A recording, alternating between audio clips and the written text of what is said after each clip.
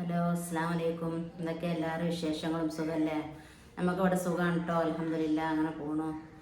അപ്പോൾ നിങ്ങളോട് ഇപ്പം നമ്മളെല്ലാ കാര്യങ്ങളും നമ്മൾ പങ്കുവെക്കണമാണല്ലോ. അപ്പോൾ ഇന്ന് നമുക്കൊരു യാത്ര ഉണ്ട്. അപ്പോൾ അതൊന്ന് നിങ്ങളോട് പറയാമെന്ന് വിചാരിച്ചിട്ടാട്ടോ ഇന്നത്തെ വീഡിയോയിൽ വന്നത്.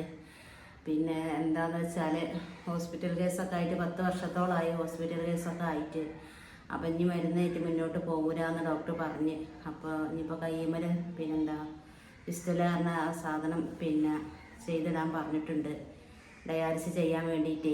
അപ്പോൾ ഞാൻ ചോദിച്ച് കുറച്ചും കൂടി മുന്നോട്ട് മരുന്നായിട്ട് പോകൂലെന്ന്. കാരണം ഞാൻ ചോദിക്കാൻ കാരണം എന്താ വെച്ചാൽ ഓല് പറഞ്ഞത് തന്നെ ആയിക്കാരം ശരിക്കും. എന്നാലും നമ്മൾ ചോദിച്ചത് എന്താ വെച്ചാൽ ഇപ്പം തന്നെ വീട്ടിലെത്താവോ എന്നുള്ളൊരു ബേജാറോട് ചോദിച്ചതാട്ടോ ഞാൻ. കാരണം അത് ചെയ്ത് കഴിഞ്ഞാൽ കൈ ഒരു ജോലിക്ക് ഞാൻ അത് ചോദിച്ചു, ഭർത്താവ് ചോദിച്ച് നമ്മൾ ഏർപ്പാട് മുടങ്ങും അത് ചെയ്ത് വെച്ചാൽ എന്ന് ചോദിച്ച്.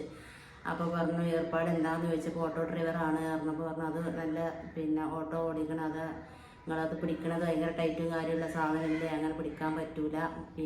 കയ്യിൽ ഒരു ബോളാണ് നമ്മൾ പിടിക്കൽ, സോഫ്റ്റ് ഉള്ള ഒരു ബോൾ ഇങ്ങനെ പിടിച്ചുകൊണ്ട് നരമ്പ് ഒരു ഇടും പറ്റാതെ ഇതിൽ ഇങ്ങനെ പോകാൻ അതാണ് ചെയ്യേണ്ടത്. അപ്പോൾ ജോലി ചെയ്യാൻ പ്രയാസമാണ് എന്ന് പറഞ്ഞത് കേട്ടപ്പോൾ ആകെ ബേജാറായിട്ടോ. നമുക്കാണെങ്കിൽ ഒരാളും കൊടുന്നു തരാനൊന്നുമില്ലല്ലോ. ആ മക്കളുള്ളത് ചെറിയൊരു മോന്, 3 വയസ്സായൊരു മോനാണുള്ളത്. മോളാണെങ്കിൽ പഠിക്കുകയാണ്, ഡിഗ്രിക്ക് പഠിക്കുമല്ലേ. അപ്പോൾ അന്ന മുട്ടോ എന്നുള്ളൊരു ബേജാറ്. അന്ന മാത്രമല്ല കേട്ടോ, മരുന്നിൻ്റെ കാര്യം എല്ലാം കൂടി ആയിട്ടൊരു ബേജാറ് കേട്ടോ. ഇങ്ങനെ തട്ടിമുട്ടി അങ്ങനെ പോവുകയായിരുന്നു. അപ്പം ഇനിയിപ്പോൾ വീട്ടിലായാലും ഇപ്പം എന്താ അവസ്ഥ എന്നുള്ള വള്ളിയെ കൂടി കാളിയിട്ട് ഉറക്കമില്ല, ഊണുമില്ല, അങ്ങനത്തെ ഒരു അവസ്ഥയിലാണ് ഇപ്പോൾ പോണത് കേട്ടോ. കാരണം എനിക്ക് പറഞ്ഞാൽ എനിക്ക് ഡയാലിസിനെ പറ്റി നന്നായിട്ട് അറിവുണ്ട്. ഞാൻ ഡോക്ടറും സിസ്റ്ററും നഴ്സൊന്നും ആയിട്ടില്ല ഞാൻ പറയണത്. കാരണം എൻ്റെ വീട്ടിൽ തന്നെ ഉണ്ട് കേട്ടോ. എൻ്റെ വീട്ടിലെന്ന് പറഞ്ഞാൽ എൻ്റെ ആങ്ങള 5 വർഷമായിട്ട് എൻ്റെ ആങ്ങള ഡയാലിസിസ് ചെയ്യാണ്, ഏറ്റവും ഇളയത് കേട്ടോ. അപ്പോൾ അവൻ്റെ കാര്യങ്ങൾ ഇങ്ങനെ അവൻ്റെ ഓരോ പ്രയാസങ്ങളും ഇങ്ങനെ കണ്ടു നിൽക്കുമ്പോൾ റബ്ബേ അവസ്ഥയ്ക്കാണല്ലോ പോണത് എന്നുള്ള ചിന്ത ഇങ്ങനെ വരികയാണ് എനിക്ക്.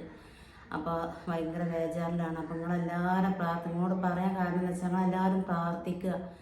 കുറച്ച് കാലം കൂടി ഇങ്ങനെ മരുന്നേറ്റ് തന്നെ പോട്ടെ, ഡയാലിസിസ് ഇല്ലാതെ പോട്ടെ എന്നുള്ള രീതിയിൽ നിങ്ങളെല്ലാവരും പ്രാർത്ഥിക്കുക. എന്ത് കാര്യമാണെങ്കിലും ഹൈറായ രീതിയിൽ വരണം. അതിന് നിങ്ങളെല്ലാവരും പ്രാർത്ഥിക്കും വേണം. നമ്മളെ വീഡിയോസൊക്കെ നിങ്ങൾ കണ്ട് സപ്പോർട്ട് ചെയ്യണം, എല്ലാവരും സപ്പോർട്ട് ചെയ്യണം.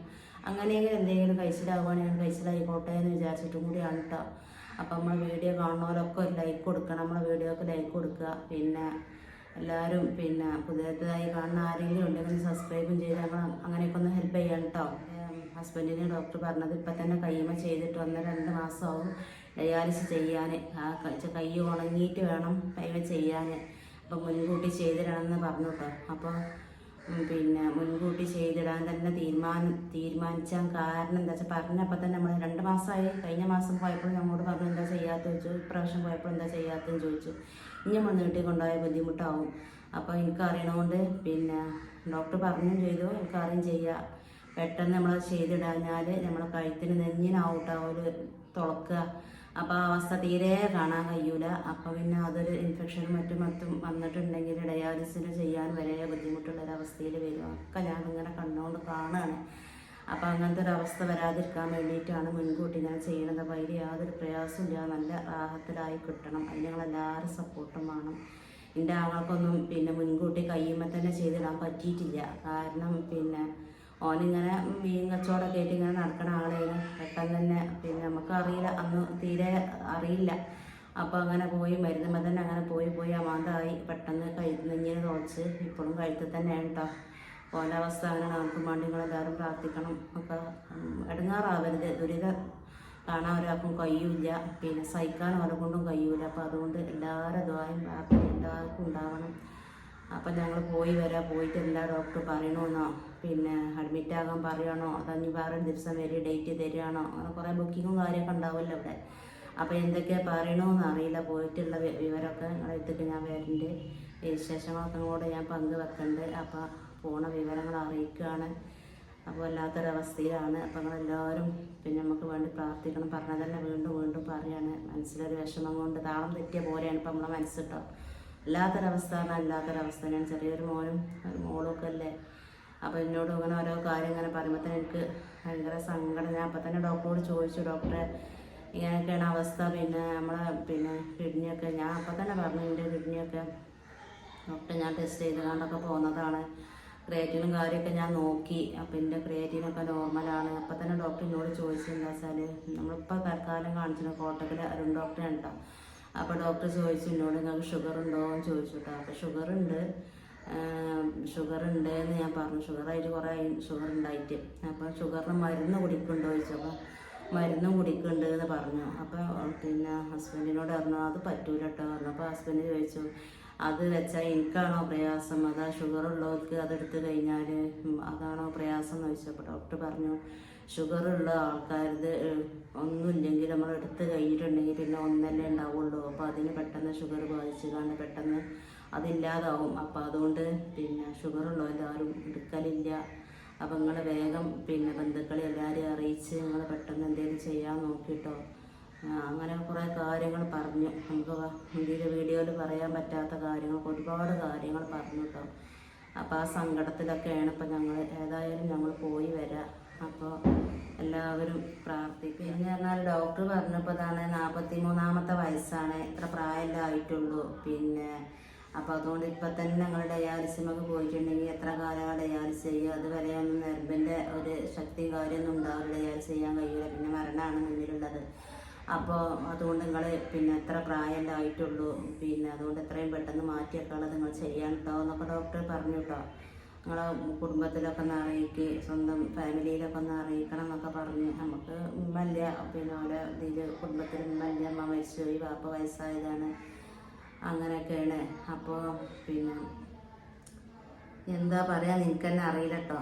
പിന്നെ അവിടെ എല്ലാവരും പറയും ചെയ്യും നല്ല ചികിത്സ കൊടുക്കണം, അങ്ങനെ തട്ടി കളിച്ചിട്ടൊരു ചികിത്സ കൊടുക്കരുത്. ഇനി ഞങ്ങൾ ആദ്യം മെഡിക്കൽ കോളേജിലാണ് കാണിച്ചിട്ട് അവിടേക്ക് വരെ പോകാൻ വയ്യാത്തൊരു അവസ്ഥ ആയിപ്പോൾ. കാരണം അത്ര യാത്ര ചെയ്യാൻ വെച്ച കോഴിക്കോട്ടേക്ക് വരെ പോകാനുള്ള യാത്ര ചെയ്യാനുള്ള ആരോഗ്യപ്പെടില്ല. നിങ്ങൾ തന്നെ വീഡിയോ കാണുന്നവർക്കൊക്കെ അറിയാം, മെല്ലിയൊരു മുള്ളായി. മരുന്ന് എത്ര പോലെ മരുന്നാണത്, കെട്ടുകണക്കിന് മരുന്നാണത്. ഇപ്പം വില കൂട്ടിയ മരുന്നാണ് എഴുതിയിരിക്കുന്നത്, എല്ലാം വിലൻ്റെ മരുന്ന് തന്നെയാണ് എഴുതിയിരിക്കുന്നത്. അപ്പോൾ പിന്നെ എല്ലാവരും പറയും, നമ്മളെല്ലാ ആൾക്കാരും പറയണേ എന്തെങ്കിലും ആയിട്ട് വേറെ എവിടേക്ക് നല്ല ഡോക്ടർമാർ ഓരോരുത്തരുടെ പേര് പറഞ്ഞാൽ അവിടെ നിന്ന് പോയൊക്കെ ഇപ്പം തന്നെ അങ്ങനെ ആക്കല്ല, മറ്റവൻ്റെ ആങ്ങളുടെ തന്നെ കണ്ടിയില്ലേ, അങ്ങനത്തെ ഒരു അവസ്ഥയ്ക്ക് വരുത്തല്ല, അവൻ്റെ തന്നെ ഷിപ്പാക്കി കൊടുക്കട്ടെ, അവനൊക്കെ ഒന്നും കോഴിക്കോട് കൊണ്ടുപോയതാണ്. അപ്പോൾ അങ്ങനത്തെ ഒക്കെ കാണുമ്പോഴുള്ളൊരു ബേജാറുകൊണ്ടാണ്. വേറെ നമുക്കൊരാളും വണ്ടി പായാൻ നമ്മളെ കൂടെ പോരാനോ, വലിയതൊരാൾ ഒരു മക്കൾ വലിയതോ ഒരു വേറെ ആരും നമുക്കില്ല. ഞങ്ങളാരുള്ളതൊക്കെ അസുഖവും കാര്യമൊക്കെ ആയിട്ട് അങ്ങനെ എന്തൊക്കെ അങ്ങനത്തെ ഒരു തലയോണ്ട് ആരോഗ്യമുള്ള അതുമില്ല, സമ്പത്ത് കൊണ്ടാണെങ്കിൽ അതുമില്ല, അങ്ങനത്തെ ഒരു രീതിയിലാണ്. അപ്പോൾ എല്ലാവരും നമ്മളെ തളർത്താതെ എല്ലാവരും ഒന്ന് നമ്മളെ കൈ പിടിച്ചൊന്ന് മുന്നോട്ട് കൊണ്ടുപോകാൻ നമ്മളെല്ലാവരും ഒന്ന് ശ്രമിക്കണം. അപ്പോൾ പിന്നെ നിങ്ങളെ സപ്പോർട്ട് ഉണ്ടാവണം, എല്ലാവരും ഒന്ന് സപ്പോർട്ട് ചെയ്യുക. പിന്നെ നിങ്ങളെ പ്രാർത്ഥനയും ആ ഒരൊറ്റ ഉദ്ദേശത്തോടു കൂടിയാണ് ഇന്നത്തെ വീഡിയോയിൽ വന്നിരിക്കുന്നത്. അപ്പം ഇനിയിപ്പോൾ വീഡിയോ ഉണ്ടാവുമോ, ഹോസ്പിറ്റലിൽ നിൽക്കുമോ, ഏതാ ഡോക്ടർ പറയണമെന്നുള്ളൊരു വിവരം നമ്മൾ അറിഞ്ഞിട്ടില്ല. പ്രായത്തായിട്ട് ഞങ്ങളുടെ മുന്നിലേക്ക് നമ്മൾ എല്ലാ വിവരവും എത്തിച്ചു തരും കേട്ടോ. അപ്പോൾ നമ്മളെ വീഡിയോ ഇത്രയൊക്കെ തന്നെ ഉള്ളൂ. ഇഷ്ടപ്പെട്ട എല്ലാവരും ഒന്ന് പിന്നെ നമ്മളെ വീഡിയോൻ്റെ അഭിപ്രായം താഴെ കമൻറ്റ് ചെയ്യുക. പിന്നെ നമ്മളെ വീഡിയോക്കൊക്കെ ഒന്ന് ലൈക്കും കൊടുക്കുക, പിന്നെ എല്ലാവരും ഒന്ന് സബ്സ്ക്രൈബ് ചെയ്യുക. ഇത്രയൊക്കെ തന്നെ എനിക്ക് പറയാനുള്ളൂ. എല്ലാവർക്കും അസ്സലാമു അലൈക്കും.